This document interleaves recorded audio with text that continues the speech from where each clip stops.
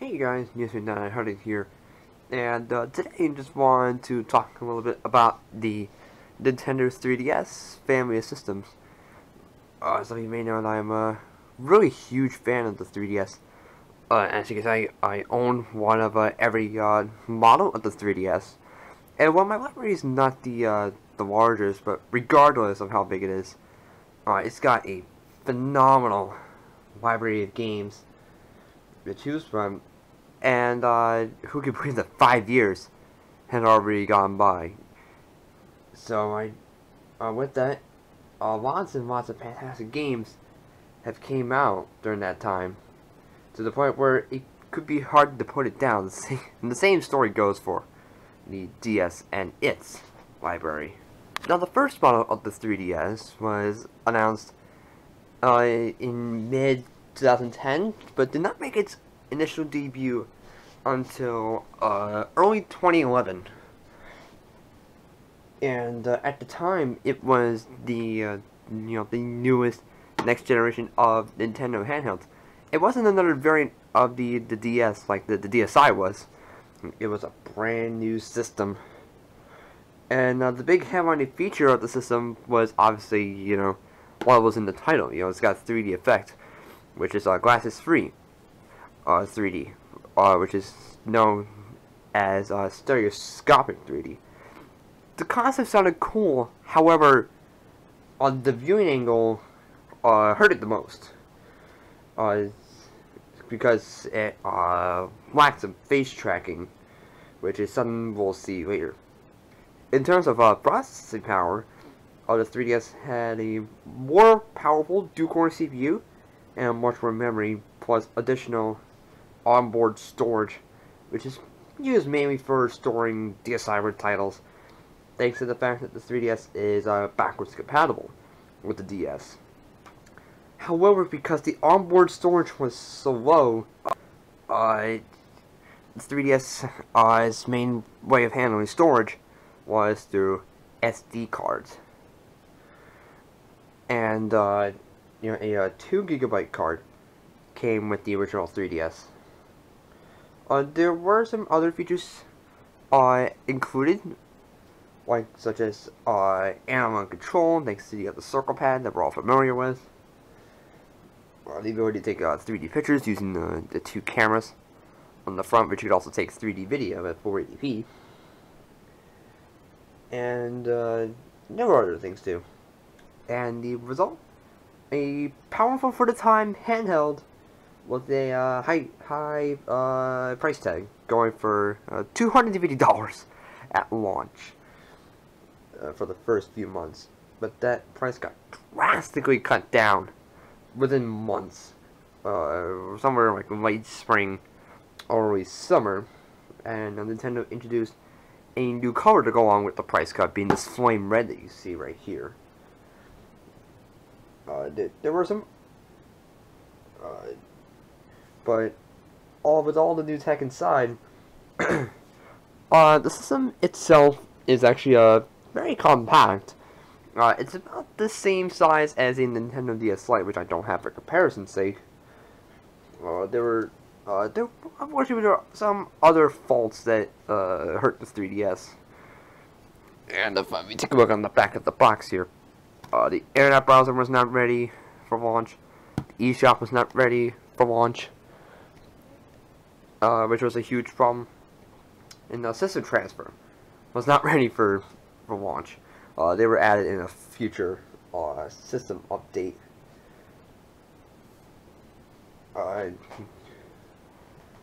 The final fault was lack of actual software, actual games. It had a mediocre lineup at the start, but that got fixed like a snap of a finger, thanks to their E3 2011 presentation, with so many great games coming out, like Super Mario 3D Land, Mario Kart 7, Zelda Ocarina of Time 3D, Star Fox 64 3D, Pokemon Rumble Blast, all were coming out that year. All that off all timeline.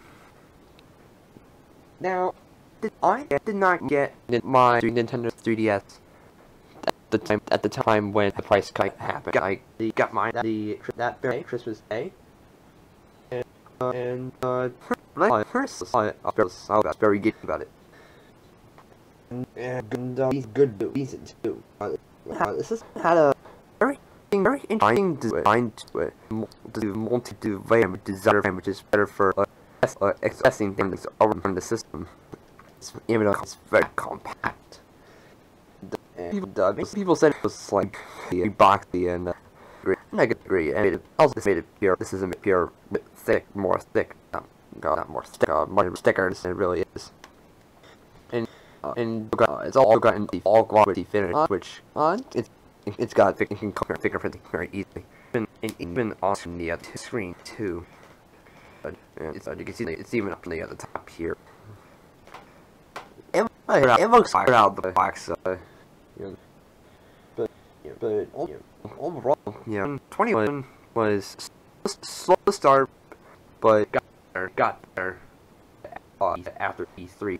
Didn't a strong start, and we get from there. So thanks to the first successful year of the 3DS, it was now 2012, and rumors were already spreading like wildfire about what was going to be the very first hardware revision of the 3DS. And the most common rumor was the 3DS XL, of course. And let me tell you, almost everything got rumored about the 3DS XL. And there were even some mock-ups about what the console could look like. One common rumor that was running around, and I can't take credit for it, but it was rumored to have 2 circle pads and 2 styluses along the same overall design of the 3DS, but scaled up the size. And when the 3DS XL got finally announced, only one of those facts that were rumored came true, and that was obviously the bigger form factor. And even that was to be expected. Obviously because it's the XL. You gotta expect that.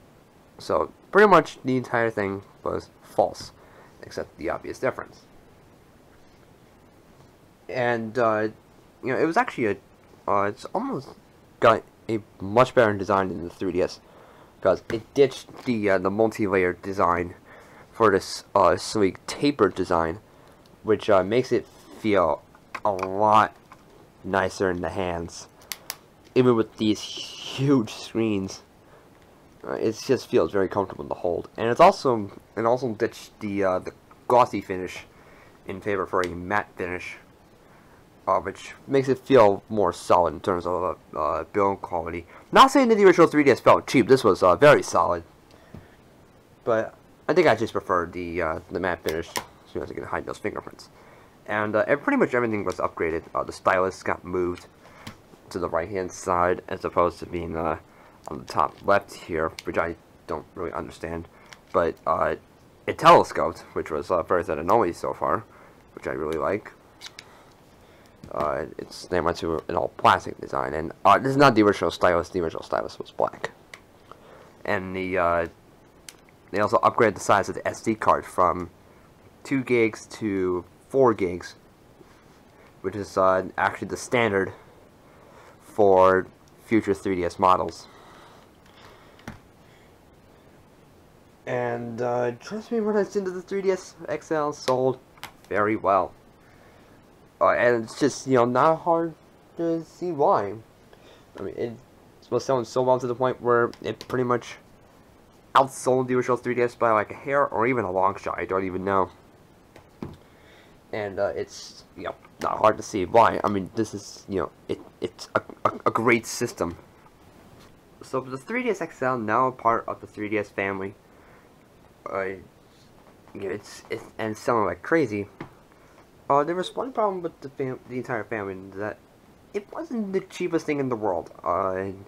Even the original 3DS, after its price cut, was still over $150.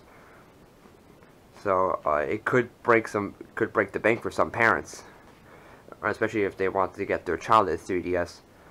And plus, the 3D effect was not intended for kids under 7 years. So that was another huge problem. But of course, Nintendo wanted to try to address those two issues with the introduction of the Nintendo 2DS in 2013. And as the name suggests, it's a cheaper model of the 3DS. It has some obvious stuff cut out from it. One, obviously, from the title. It's 2D only. They removed the 3D effects altogether, which wasn't a huge issue at the time. And they also ditched the clamshell design, so the hinge won't break, which is a good move. They've also cut a couple of things. They cut the stereo speakers from the original 3DS. No charging cradle. Some minor things too. The build quality is not as solid as the original 3DS, but it's still a solid feeling machine. It's obviously very cheap, but it doesn't feel terrible. When it first released, it went for $130, but not too long ago, Nintendo cut the price to $100 and even included a download code for Mario Kart 7, so that's a good deal. And to me, it fits my hands very comfortably. It's definitely one I could play for an extended period of time, despite its weird form factor. And it's not it's not thick across the entire body. It gets thinner at the bottom here, as you can see it from this angle. It gets thicker toward the top, giving it so it's kind of like a wedge shape, which feels good in the hand. It feels pretty comfortable. So overall, but this was obviously not for everybody. This was mostly targeted to children, but even newcomers could get something out of this if they prefer something a bit cheaper, but still want to get into the great library of 3DS games. They can go for something like this. And it's kind of like a no-brainer, to sort of say. And I'm probably one of those people that actually really like the 2DS, even though I will never spend like 2 hours playing Pokemon on this thing, because obviously it's not intended for the hardcore gamer. Like I said, it's mostly for children that want to get into this 3DS lineup for cheaper. And the 2DS is there for that solution. Now it was early 2015 in North America, or late 2014 if you're from Australia or Japan.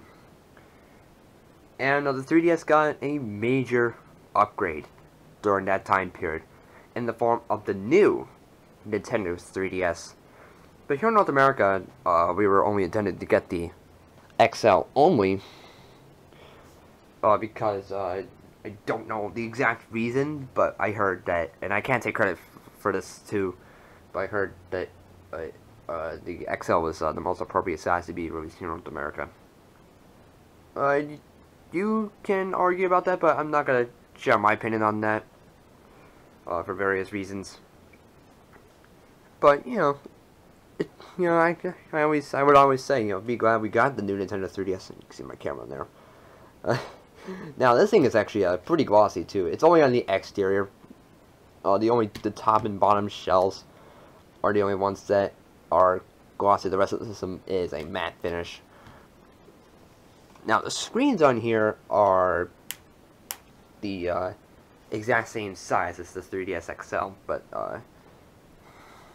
they actually got a slight increase in resolution, not by much. It goes is at 800 by 240 as opposed to the 40 by 240 that we had on the original 3DS XL. And all the main upgrades of the console are highlighted on the box. This here is actually an infrared camera that's supposed to track your eyes to adjust the 3D effects, which is far better on this console. So it makes me want to use the 3D even more than I did. And sometimes I just want to play the games in 3D if they support it, which pretty much all games do. Only if the games do it well. Excuse me. Let's add in a second control stick, known as the C stick. It feels interesting, but it's it feels a little it felt a little weird out of the box, but it's something you can get to very quickly. And there's me in the screen. I'm such a nerd. The camera lens on the front here, on the top here, is a little bit bigger, and you can't see it, but this console's actually got a built-in light sensor. So it's got it's for auto brightness. So depending on the ambient conditions, the console will actually adjust the screen brightness. Well, it's not the most accurate thing in the world, but it's there if you want to, try to preserve as much battery life as possible. And they also went to a micro SD card for storage. I don't have a screwdriver with me, so I can't take off the back panel. But the micro SD card is behind the back panel. And there were a couple of other upgrades too. It's also got built-in Amiibo support built into the touchscreen, which is really cool. And it's got a much faster quad-core CPU. So load times are going to be cut by a good amount. Only for games that can be optimized. So that's kind of nice. And there were a couple of other things too. This was actually the first 3DS that did not include an AC adapter for North America. But if you live in Europe, Australia, or Japan, you didn't get an adapter for the original 3DS XL. But as I said in some of my previous videos, it's not that big of an issue. The AC adapters actually are kind of cheap. I saw some for like $10. So they're not expensive. You can pick a couple up here and there. So it's not a huge issue for me. But that's definitely something you gotta keep in mind if you're gonna be picking this up as your very first 3DS. But it does use the same AC adapter. So that's very convenient. They also added some 2 additional shoulder buttons. Which is very good. Then finally, in the fall of that same year, after I guess so much demand, so to say, Nintendo released the small new 3DS here in North America, but only with such, we can't say limited quantity because that's but you get what I mean. There's no standard release of this thing. There's no black color here in North America. It's only in white, so that's kind of a bummer. But it comes in some good bundles.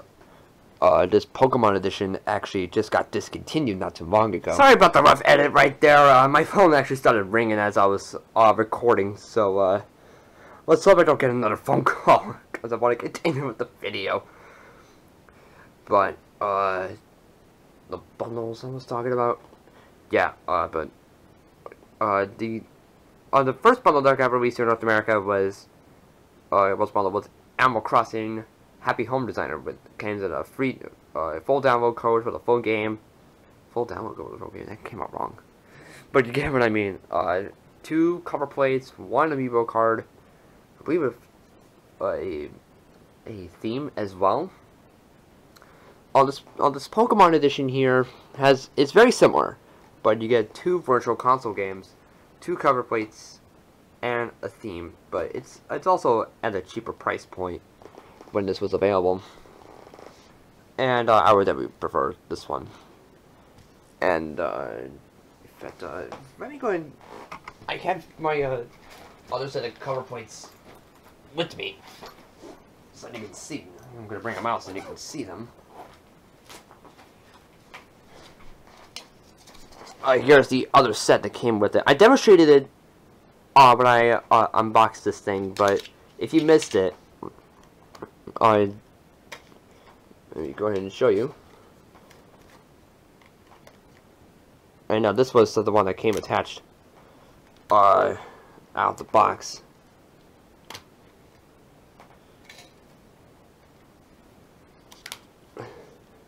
And sure, this looks cool, but to me it would have looked a lot better on the black one. That's just my opinion, and I haven't actually I've actually kept this on since I this particular set since I did the unboxing video. Because like I said, to me this looks great on the Pokemon Blue cover plates. Looks great on the white color, and it's a shame that the new 3DS XL did not get the same treatment. But I guess they want to make this a an exclusive feature, and it's the exact same thing but just smaller. So it's gonna have the same everything. Game card slot on the bottom, stylus on the bottom, no AC adapter included. The trigger buttons on the top. The face tracking 3D, Amiibo support, everything from the new 3DS XL in here. Now, if you live in Europe, Australia, or Japan, then you had these two consoles released at the same time together. But here in North America, we have one hardware than the other. So this was kind of confusing, but it's understandable. And I actually really like this. It's actually my favorite model of the 3DS. It's bigger than the original 3DS, but it's not as big as the XL, obviously. You can customize the hardware thanks to the cover plates, and it just feels good to hold. It just feels good. Actually, fits my needs. And so there you have it, people. Just a quick look at the Nintendo 3DS family, and some of my personal thoughts on just some quick thoughts on each system. Like I said, the 3DS has a great library of games, great family of systems. You can't really go wrong with any of these, for that matter. And I did say which one was my favorite, and that was the small reduced 3DS. But you can go good with any system. Your preference may vary. But I just wanted to make this video just because today is the 5th anniversary. And so that'll do for me in this video, guys. If you enjoyed, leave a like, and want to see more of my rambling self, be sure to subscribe. Thanks for watching, and I'll see you guys later. This is DS9900 signing off. Peace!